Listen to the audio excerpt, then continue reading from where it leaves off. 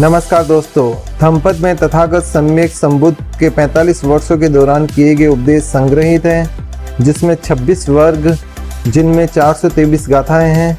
26 वर्गों में पहला वर्ग है यमक वर्ग, जिसका अर्थ होता है दोहरा या जोड़ा। इस वर्ग में 20 गाथाएं हैं, जिनमें पहली गाथा है मन ही प्रधान है, स्वामी है, सुख दुख का कारण है। मन सभी धर्मों, कर्मों, प्रवृत्तियों का अगुआ है। सभी कर्मों, धर्मों में मन पूर्वगामी है, मन ही प्रधान है, प्रमुख है। सभी धर्म, चैतसिक अवस्थाएं पहले मन में ही पैदा होती हैं। मन सभी मानसिक प्रवृत्तियों में श्रेष्ठ है, स्वामी है। सभी कर्म मनोमय है। मन सभी मानसिक प्रवृत्तियों का नेतृत्व करता है, क्योंकि सभी मन से ही पैदा होती हैं। जब कोई व्यक्ति अशुद्ध मन से मन को मैला करके बुरे विचार पैदा करके वचन बोलता है या शरीर से कोई पाप कर्म, बुरे कर्म करता है, तो दुख उसके पीछे पीछे वैसे ही हो लेता है जैसे बैलगाड़ी खींचने वाले बैलों के पैरों के पीछे पीछे चक्का पहिया चलता है। मन सभी प्रवृत्तियों, भावनाओं का पुरोगामी है, यानी आगे आगे चलने वाला है। सभी मानसिक क्रियाकलाप मन से ही उत्पन्न होते हैं। मन श्रेष्ठ है, मनोमय है। मन की चेतना ही हमारे सुख दुख का कारण होती है। हम जो भी फल भुगतते हैं, परिणाम प्राप्त करते हैं, वह मन का ही परिणाम है। कोई भी फल या परिणाम हमारे विचार या मन पर निर्भर है। जब हम अपने मन, वाणी और कर्मों को शुद्ध करेंगे, तभी दुखों से मुक्ति मिल सकती है। मन हमारी सभी प्रकार की भावनाओं, प्रवृत्तियों का आधार है। हम जो भी देखते, सूंघते, सुनते, स्पर्श करते हैं, तुरंत मन अपनी प्रतिक्रिया देता है और वह वाणी और कर्म में परिणित होती है। मन के अनुसार ही वह क्रिया घटित होती है। मन की अकुशल या बुरी भावनाओं से दुख, अशांति, असंतोष मिलता है। अच्छा विचार हो तो उसका फल भी कल्याणकारी होगा। अच्छा या बुरा सबसे पहले मन में ही उत्पन्न होता है, इसलिए मन ही सर्वोपरि है। भगवान बुद्ध की सारी शिक्षाओं का केंद्र मन पर काबू करना है। मन ही संसार से बंधन और मुक्ति का प्रमुख कारण है, इसलिए मन, चित्त सभी धर्मों, कर्म में प्रमुख है। हर कार्य की शुरुआत मन से होती है। वाणी और शरीर का कर्म तो बाद में होता है। इससे पहले के चिंतन, विचार तो मन में ही पैदा होते हैं। अतः मन मनोमय है। हमारे सोचने, विचारने और करने के मूल में मन ही है। मन मेला होने से, बुरे विचार होने से हमारा सोचना, बोलना तथा कर्म करना भी बुरा हो जाता है और परिणाम भी दुख के रूप में मिलता है। यदि कोई दूषित मन से किसी को दुख देने वाले विचारों से, बुरे भाव के साथ बोलता है, सोचता है, व्यवहार करता है या वैसे ही कर्म करता है, तो दुख उसका पीछा वैसे ही करता है जैसे बैलगाड़ी चलती है तो बैलों के पीछे चक्के, पहिए चले आते हैं। आज धम्पद का दूसरा अध्याय है। मन ही प्रमुख है, पूर्वगामी है, मनोमय है, सब मन का ही खेल है। मन सभी प्रवृत्तियों का अगुआ है। मन ही प्रधान है, प्रमुख है, सर्वोपरि है। सभी धर्म मनोमय है। जब कोई व्यक्ति प्रसन्न, शुद्ध मन से, मन में अच्छे भाव लेकर, मन को उजला रखकर कोई वाणी बोलता है या शरीर से कोई कर्म करता है, तो सुख उसके पीछे वैसे ही चलता है जैसे कभी साथ नहीं छोड़ने वाली छाया चलती है। यदि मन पवित्र है, साफ है, मन प्रसन्न है, तो ऐसे मन से बोले हुए वचन तथा किए हुए कर्म सुख उत्पन्न करते हैं। जिसका मन हर क्षण निर्मल और प्रसन्न है, उसके वचन और कर्म सब समय निर्मल होंगे। इसके परिणाम में स्थिर, नश्वर सुख छाया की तरह उसके पीछे लगा रहेगा। कोई भी काम पहले मन में विचार किए बिना नहीं होता। छाया मनुष्य का पीछा कभी नहीं छोड़ती। यदि वह प्रकाश की ओर चलता रहे, इसी तरह सुख उसका पीछा कभी नहीं छोड़ता। यदि वह मन, वाणी और कर्मों की निर्मलता की ओर निरंतर चलता रहे। अनपायनी का अर्थ है नश्वर, स्थिर, टिकाऊ, स्थायी। ये सुख मन, वाणी, शरीर के कुशल कर्मों से ही मिलता है, लेकिन मौजूदा भागदौड़ की जिंदगी में व्यक्ति स्थायी सुख की बजाय भौतिक अस्थायी सुखों को पाने के लिए भागता रहता है। व्यक्ति धन, पद, प्रतिष्ठा को पाने की अधिक चाह में वह अपने लिए दुख ही पैदा करता है। मनुष्य अपने मार्ग में दुख के कांटे स्वयं बिखेरता है, फिर चुभते हैं तो वह रोता है। राग, द्वेष, क्रोध, मोह, लोभ, काम, तृष्णा में उलझकर व्यक्ति दुखों में डूब जाता है। जो व्यक्ति अनपायनी सुख चाहता है, स्थिर और टिकाऊ सुख चाहता है, तो वह अपने मन, वाणी और कर्मों को निर्मल करे, हमेशा सुखी रहेगा। ऐसा सुख कभी भी साथ नहीं छोड़ता, जैसे छाया कभी भी हमारा साथ नहीं छोड़ती। निर्मल, प्रसन्न, अच्छे मन से किया हुआ कार्य हमेशा साथ रहता है, सदा सुखकर होता है। आज धम्पद का तीसरा अध्याय, शत्रुता की गांठें बांधने वाला स्वयं अशांत दुखी रहता है। जो व्यक्ति मन में शत्रु भाव की ऐसी गांठें बांधे रहते हैं, उनका वेर कभी शांत नहीं होता। जो व्यक्ति ऐसा सोचता रहता है, वह कभी शांत नहीं रह सकता, न वह अपने शत्रुओं को कभी जीत सकता है। मन की ऐसी भावना से बदले की भावना ही पैदा होती है और शत्रुता कभी शांत नहीं हो सकती। यदि व्यक्ति अपने भीतर मन में मौजूद ऐसे द्वेष, घृणा, क्रोध जैसे विकारों को नष्ट कर दे, तो बाहरी शत्रु उसका क्या बिगाड़ सकते हैं। मन में शत्रुता और बदले की भावना से व्यक्ति स्वयं अशांत और दुखी रहता है। सारा खेल मन का है। हम जीवन को कैसे देखते हैं, ये किसी और पर नहीं, केवल हम पर निर्भर करता है। धम्पद अध्याय 4, मन से वेर की गांठें खोलने वाला शांत सुखी रहता है। मुझे गाली दी, मुझे डांटा, मुझे मारा, मुझे पराजित किया, उसने मुझे लूट लिया। जो व्यक्ति ऐसी गांठें मन में नहीं बनाए रखते हैं, उनका वेर शांत हो जाता है। यदि कोई किसी का विरोधी है, अपमान या हानि करना चाहता है या वैसा करता है, तो ये उसका दोष है, वह स्वयं भटका हुआ है। मन में विकार पैदा होने पर ही व्यक्ति दूसरे का अपमान या अहित सोचता है। ऐसा व्यक्ति दया, करुणा, क्षमा का पात्र है। यदि व्यक्ति स्वयं के मन को मेला नहीं करे, मन में क्रोध, घृणा, लोभ, मोह जैसे विकार पैदा न करे, तो दूसरा व्यक्ति अहित नहीं कर सकता। जब व्यक्ति का मन निर्मल हो जाता है, तब वह अपने विरोधी से न वेर बांधता है और न डरता है। मन अर्थात चित्त की निर्मलता ही व्यक्ति का सुरक्षित किला है। उस पर किसी का वार नहीं लग सकता। उसमें इतना भरोसा और आत्मविश्वास हो जाता है कि उसे किसी से अपमान या अहित का भ्रम नहीं हो सकता।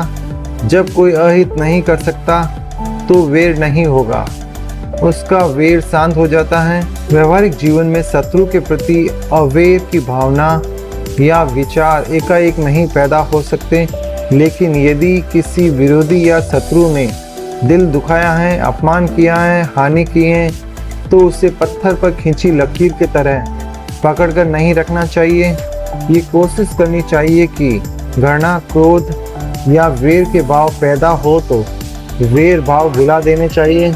रेत पर खींची जैसे कोई लकीर जल्दी मिट जाती है। लगातार प्रयास के बाद एक समय ऐसा आएगा जब क्रोध या वेर भाव पानी पर खींची रेखा की तरह उसी तरह समाप्त हो जाएगा। चित्त शांत हो जाएगा, वेर शांत हो जाएगा। इसलिए प्रयास ये करें कि किसी के द्वारा की गई आलोचना, निंदा, अपमान, हार की भावना को अपने अंदर मन में कम से कम समय तक टिकने दें। वेर भाव, दुश्मनी के साथ जीना स्वयं के लिए बहुत दुखदायी होता है।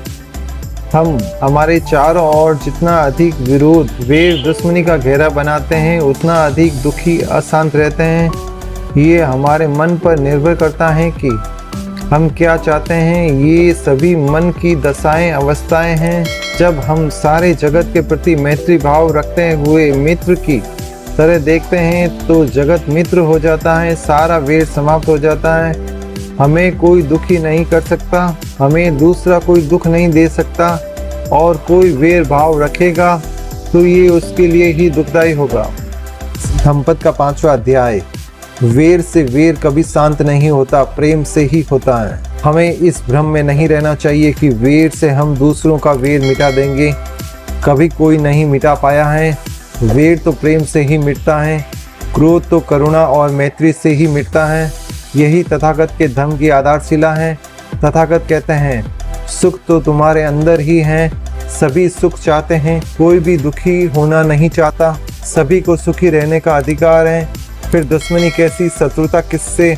हम अपने क्रोध, राग, द्वेष, घृणा द्वारा बाहरी शत्रु का नुकसान करना चाहते हैं, जो संभव नहीं है। ये तो मन में वेर भाव नष्ट करने से ही संभव है। अंदर की शत्रुता समाप्त हो जाने पर हम अपनी बाहरी शत्रुओं को भी प्रेम करने लगेंगे और वे भी मित्र बन जाएंगे। संसार में किसी ने भी वेर दुश्मनी से समस्याओं का समाधान नहीं किया है। घृणा और क्रोध की अग्नि से किसी का भला नहीं हुआ है। प्रेम, करुणा, दया, मैत्री भाव से ही व्यक्ति का, पड़ोसी का, समाज और संपूर्ण विश्व का कल्याण होता है। यदि हमारा कोई विरोधी बुरा करना चाहता है तो हमें उसकी उपेक्षा करनी चाहिए।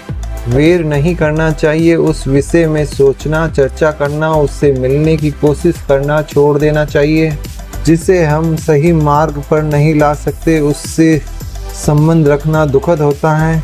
उससे मन, वाणी और कर्म से मौन हो जाना ही शांति का उपाय है। किंतु उसके प्रति हित, करुणा और मैत्री की भावना रखें। उसके प्रति वेर भाव पालने से स्वयं का अहित होगा, दुख ही मिलेगा।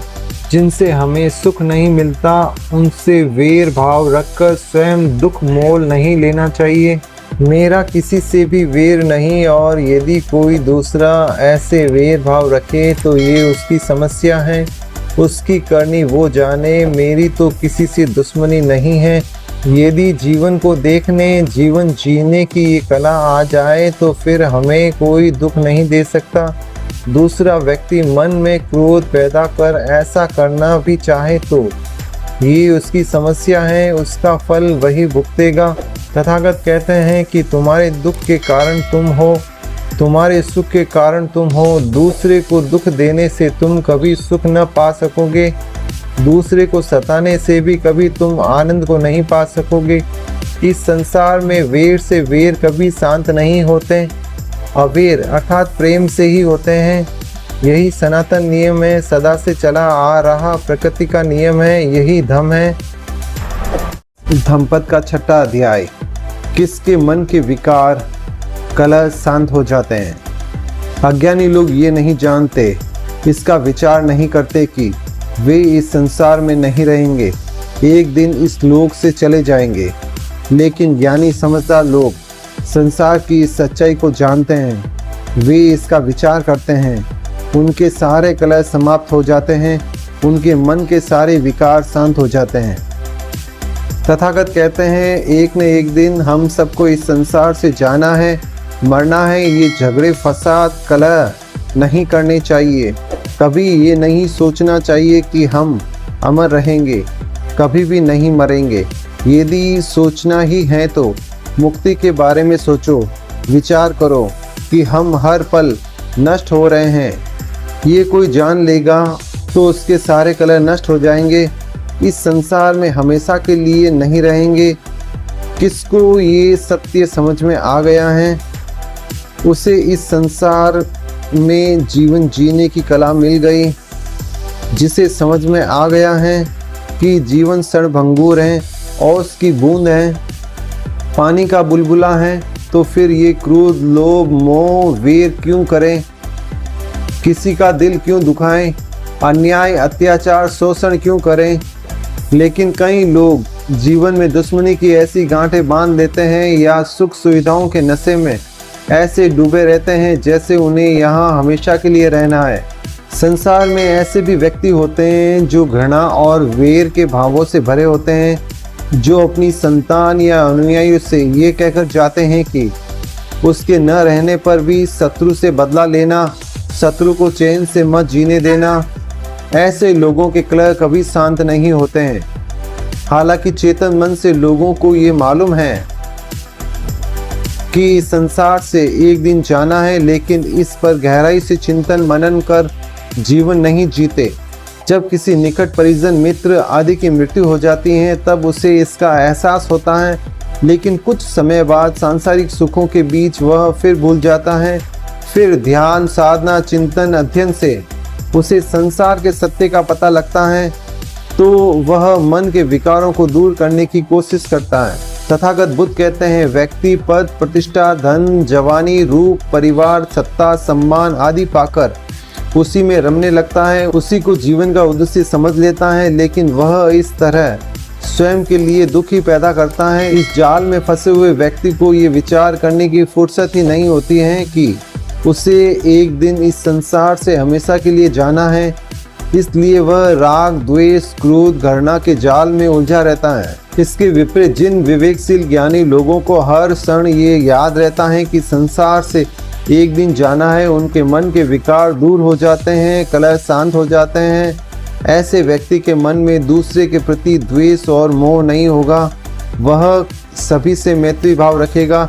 वह विनम्र, सहज, सरल स्वभाव का हो जाता है। वह अपने शत्रु से भी मैत्री भाव रखता है। वह सुख शांति का जीवन जीता है और दूसरों के लिए भी सुख से जीने की प्रेरणा देता है। तो धम्मपद का 7वां अध्याय, इंद्रिय सुखों में डूबे हुए को मन रौंद देता है। शरीर की इंद्रियों के विषय हैं रूप, शब्द, गंध, स्वाद, स्पर्श।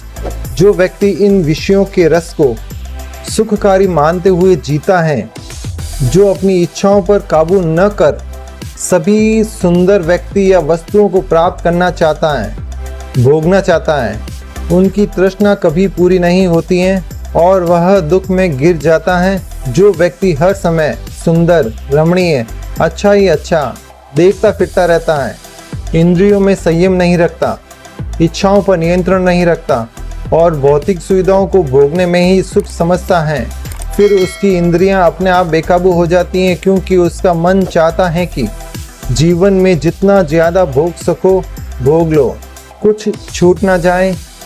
मन में पछतावा न रहे कि फला सुख को भोगने से बाकी रह गया। इसके लिए वह संयम की सीमाएं तोड़कर विषय रस भोगता है। जब व्यक्ति को विषय भोग सुखकारी, आकर्षक लगेंगे तब इंद्रियां भी चंचल होगी ही, उन पर काबू नहीं हो पाएगा। यदि व्यक्ति इंद्रियों पर संयम रखना चाहे तो वह विषय भोगों की दुख का कारण समझे जैसा कि वे हैं। इंद्रियों पर काबू करने वाला ही सुख शांति पा सकता है। जब विवेकशील ज्ञानवान साधक की नज़र में विषय भोग तुच्छ दिखने लगेंगे, वे दुख के कारण नजर आएंगे, तो इंद्रियां अपने आप संयम हो जाएगी। भोजन की उचित मात्रा न जानना भी मन के विकार का कारण है। जीभ का विषय है स्वाद।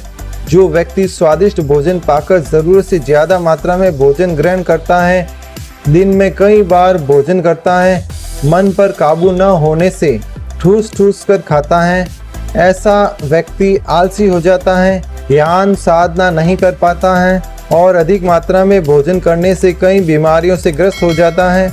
जो व्यक्ति आलसी होता है वह अच्छे जीवन निर्वाह के लिए कोई मेहनत उद्यम नहीं कर पाता है, गरीबी में ही दिन गुजारता है।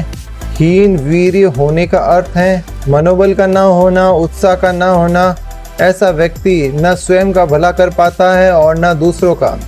इस प्रकार विलासिता में डूबा व्यक्ति, आलसी, इंद्रियों पर संयम न रखने वाला, भोजन की उचित मात्रा नहीं जानने वाला, उद्यम नहीं करने वाला, कमजोर मनोबल के व्यक्ति को मार अर्थात काम, मन की बुरी प्रवृत्तियां उसी तरह गिरा देता है जैसे हवा कमजोर वृक्ष को। वैसे ही इन दुर्गुणों से ग्रस्त व्यक्ति को स्वयं के विकार ही गिराकर दुख के खड्डे में पटक देते हैं। ऐसा व्यक्ति अपनी कमजोरियों के कारण स्वयं ही गिर जाता है।